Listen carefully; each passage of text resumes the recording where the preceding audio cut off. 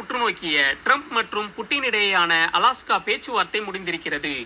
அமெரிக்க அதிபர் ட்ரம்ப்பும் ரஷ்ய அதிபர் புட்டினும் யுக்ரைன் போர் நிறுத்தம் தொடர்பான ஒப்பந்தம் எட்டாமலேயே அலாஸ்காவில் இருந்து கிளம்பினர். 3 மணி நேர பேச்சுவார்த்தைக்கு பிறகு இருவரும் கூட்டாக செய்தியாளர்களை சந்தித்தனர். ஆனால் செய்தியாளர்களின் கேள்விகளுக்கு பதிலளிக்கவில்லை.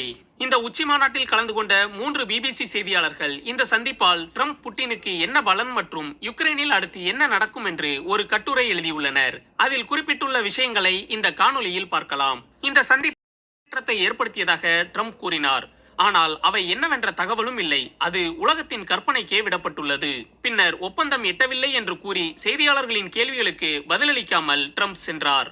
மிக நீண்ட தூரம் பயணித்த ட்ரம்ப் இத்தகைய விவரிக்க முடியாத பதிலை கூறிவிட்டு சென்றுள்ளார். ஆனால் எதிர்கால பேச்சுவார்த்தைகளை மட்டுப்படுத்தும் ஒருதலைபட்சமான சலுகைகளையோ அல்லது ஒப்பந்தங்களையோ ட்ரம்ப் வழங்கவில்லை என்பதால் யுக்ரைன் அதிகாரிகளும் அமெரிக்காவின் ஐரோப்பிய கூட்டாளிகளும் நிம்மதியாக இருக்கலாம். தன்னை அமைதியை ஏற்படுத்துபவராகவும் ஒப்பந்தங்களை மேற்கொள்பவராகவும் காட்டிக்கொள்ளும் ட்ரம்ப் அலாஸ்காவில் இருந்து எதுவுமே இல்லாமல் திரும்பிச் செல்கிறார்.